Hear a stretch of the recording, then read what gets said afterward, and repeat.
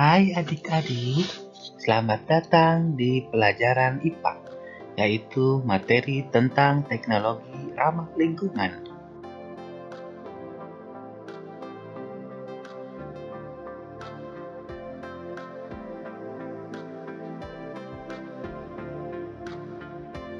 Sumber-sumber energi yang saat ini banyak digunakan adalah BBM, diantaranya bahan bakar, bensin, solar, minyak tanah, BBG, bahan bakar gas, LPG, serta batu bara.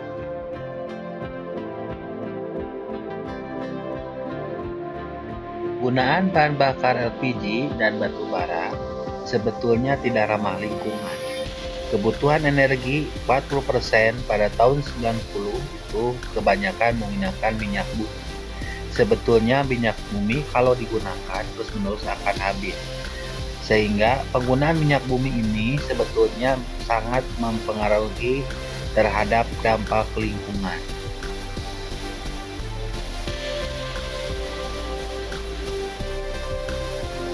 Apa sih pengertian tentang teknologi ramah lingkungan? Kalau kita lihat gambar A itu adalah bus menggunakan bahan bakar BBM, sedangkan B adalah mobil tenaga surya.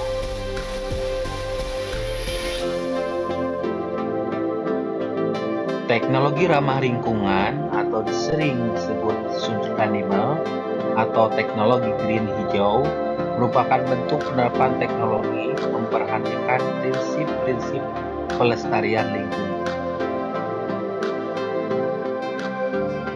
Teknologi ramah lingkungan bertujuan untuk menghasilkan berbagai produk dan jasa untuk kepentingan manusia. Teknologi tersebut memanfaatkan sumber daya alam yang dapat diperbaharui dan tidak menghasilkan limbah yang membahayakan lingkungan.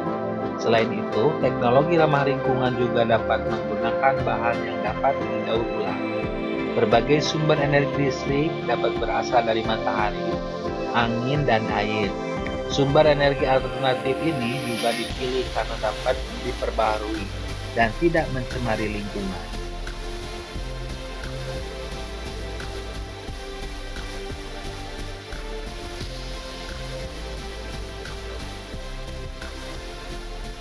Aplikasi teknologi ramah lingkungan bisa digunakan ke dalam bidang-bidang dalam kehidupan sehari-hari. Di antaranya, pertama, teknologi ramah lingkungan bidang energi. Yang kedua, teknologi ramah lingkungan bidang transportasi. Ketiga, teknologi ramah lingkungan bidang lingkungan hidup. Dan keempat, teknologi ramah lingkungan bidang industri.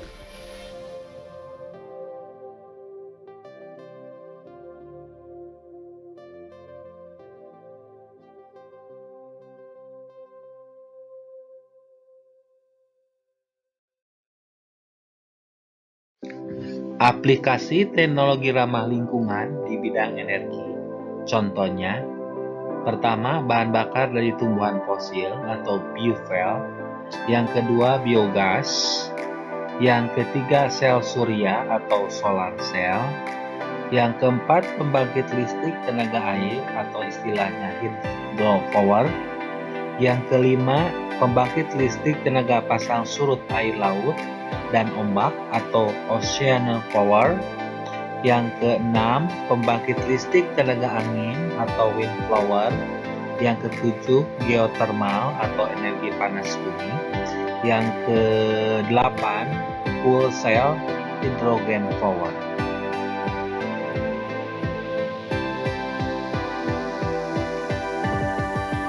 Bahan bakar dari tumbuhan atau disebut biofuel. Apa sih biofuel? Biofuel itu adalah jenis bahan bakar alternatif yang berasal dari bahan organik. Pembuatan biofuel itu menggunakan teknik fermentasi. Ada dua jenis biofuel, yaitu dalam bentuk etanol C2H5OH dan biodiesel. Etanol merupakan salah satu jenis alkohol yang dapat dibuat dengan fermentasi karbohidrat atau reaksi gas alam. Beberapa tumbuhan yang mengandung karbohidrat tinggi seperti jagung, sorghum, singkong, biasanya digunakan untuk menghasilkan etanol. Bagaimanakah proses pembuatan bioetanol? Biomasa yang banyak mengandung karbohidrat dihancurkan, kemudian diberi enzim selulosa untuk dihidrolisis, kemudian diuraikan, kemudian difermentasikan menjadi etanol. Setelah terbentuk etanol, kemudian didestilasi sehingga uapnya menghasilkan bioetanol.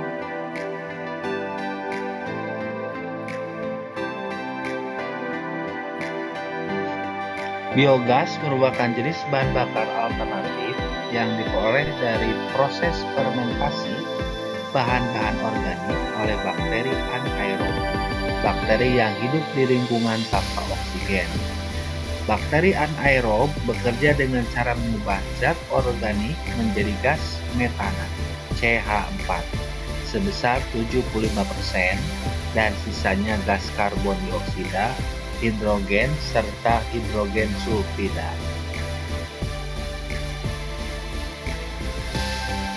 Berikut skema pembuatan biogas.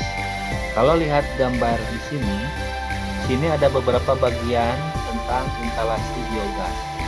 Pertama ada yang namanya kubah beton. Di bawahnya berisi bahan-bahan organik yang mengalami fermentasi. Kemudian ada pipa masuk atau disebut gester. Kemudian ada toilet. Lalu ada pengaduk organik, kotoran hewan. Kemudian ada yang namanya dister atau bak penampung. Kemudian ada tempat pengeluaran zat sisa. Nah, di sini kalau kita lihat bentuknya seperti ini, ada pipa pengeluaran gas. Ini disalurkan ke kompor-kompor, bisa menyalakan beberapa tungku pembakaran.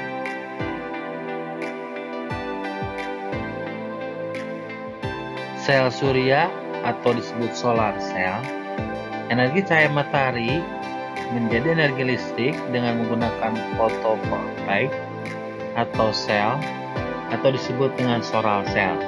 Sel surya ini terbentuk atau terbuat dari silikon yang dimurnikan atau zat polikristalin silikon dengan beberapa logam yang mampu menghasilkan listrik.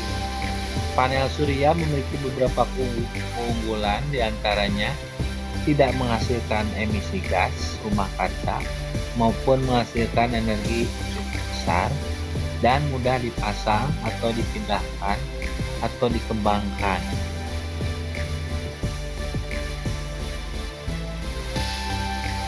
Pembangkit listrik tenaga air atau istilahnya hydropower.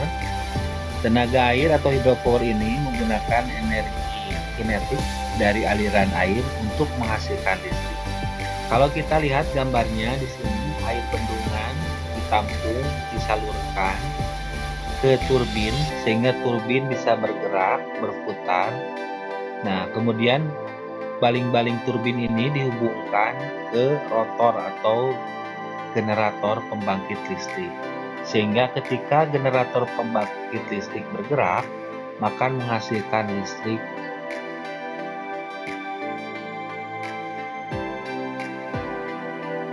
Pembangkit listrik tenaga pasang surut air laut dan ombak atau disebut ocean flower.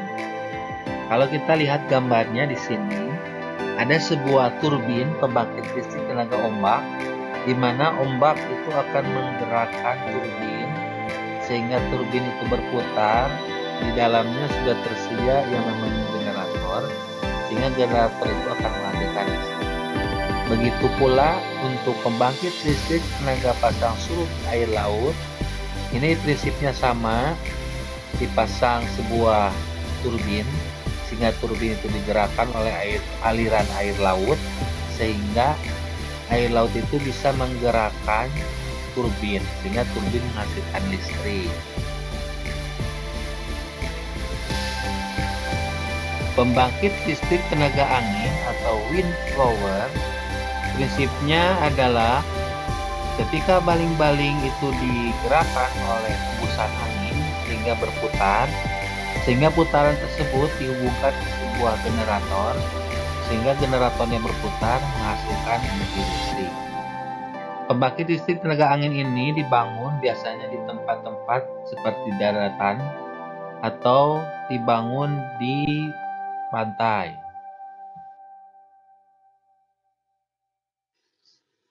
Kemudian geotermal. Apa itu geotermal? Energi geotermal ini merupakan energi panas bumi yang tersimpan di dalam tanah, lapisan dasar bumi, dan cairan kerak bumi. Kita dapat menggunakan energi ini yang tersimpan untuk memanaskan dan mendinginkan bangunan serta menghasilkan listrik.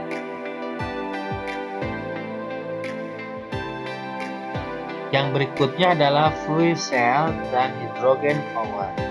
Sel bahan bakar fuel cell ini digunakan dengan cara menggabungkan gas hidrogen dengan gas oksigen.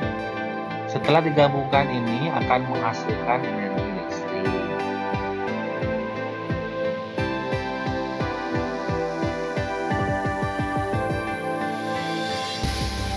Teknologi ramah lingkungan bidang transportasi diantaranya kendaraan hidrogen, mobil surya, mobil listrik.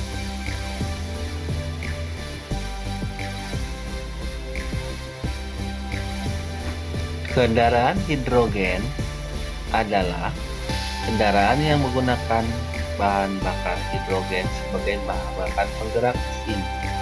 Alat tersebut bekerja dengan cara membakar hidrogen dalam mesin pembakar atau dengan mereaksikan hidrogen dengan oksigen untuk menggerakkan motor listrik.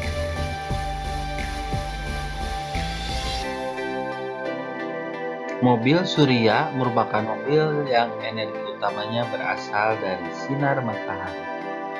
Bus surya saat ini merupakan kendaraan menggunakan baterai sebagai tempat penyimpanan listrik yang diperoleh dari cahaya matahari atau sumber lainnya. Pengembangan mobil bus surya ini sejalan dengan berkembangnya teknologi panel surya atau photocell. Pada bus surya terdapat panel surya yang terpasang pada atap bus. Panel surya ini dapat mengubah energi cahaya menjadi energi listrik yang dapat digunakan oleh mesin bus. Mobil listrik atau electric car merupakan mobil yang didorong oleh satu lebih motor listrik menggunakan energi listrik yang disimpan dalam baterai atau alat penyimpanan energi lain.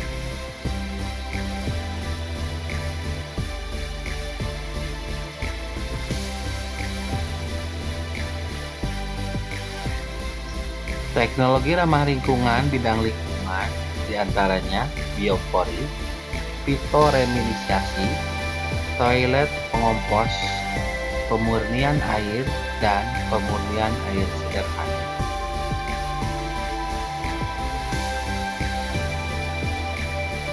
Biopori dikenal dengan istilah teknologi lubang resapan, merupakan teknik untuk membuat wilayah resapan air hujan. Teknik biopori memiliki prinsip yang sama dengan sumur resapan. Fitoremedisasi merupakan penggunaan tumbuhan untuk menghilangkan, memindahkan, menstabilkan, atau menghancurkan bahan pencemar, baik itu senyawa organik maupun anorganik. Melalui fitoremedisasi, polutan, zat penyebab polusi seperti logam, pestisida, minyak, dan lainnya yang mengotori tanah dan udara dapat dihilangkan dengan bantuan bakteri. Toilet pengompos merupakan toilet kering yang menggunakan proses secara anaerob untuk menghancurkan atau mendekomposisi fases yang dihasilkan manusia. Toilet pengompos dapat digunakan sebagai toilet pengganti air. Umumnya, toilet ini biasanya ditambah dengan campuran serbuk gergaji, serabut kelapa atau lumut tertentu untuk membantu proses aerob, menyerap air dan mengurangi bau.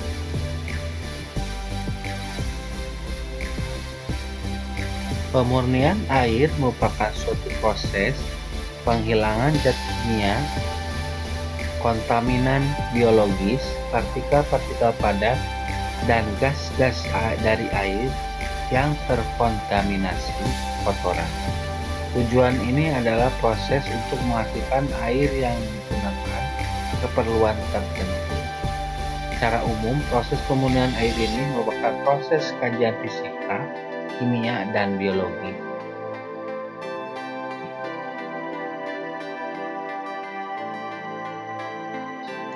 Pemurnian air sederhana dilakukan dengan membuat alat yang membentuk tabung yang di dalamnya terdapat lapisan-lapisan bahan seperti pasir, kerikil, batu arang, injuk, atau serabut kelapa yang dapat ditambah dengan kapas atau kain katun.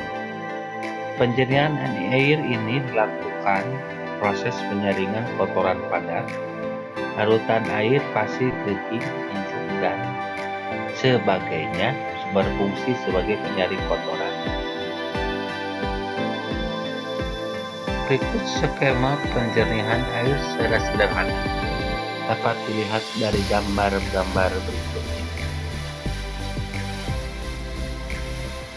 Teknologi ramah lingkungan bidang industri, contohnya adalah biopoofing. Biopoofing ini teknologi ramah lingkungan yang terinspirasi dari proses pelapukan kayu dan sampah tanaman oleh mikroorganisme. Proses pelapukan dilakukan secara alami oleh beberapa jenis mikrob atau jamur, sehingga sampah dari pohon-pohon yang telah mati akan kembali terserap oleh alam secara alami.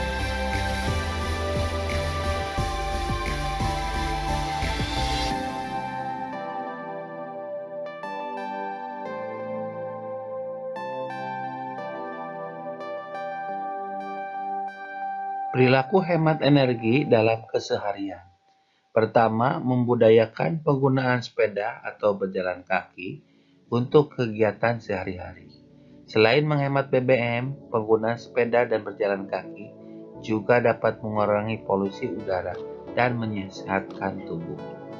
Kedua, mematikan kendaraan jika sedang tidak digunakan dan jangan terlalu lama menyalakan kendaraan ketika akan digunakan.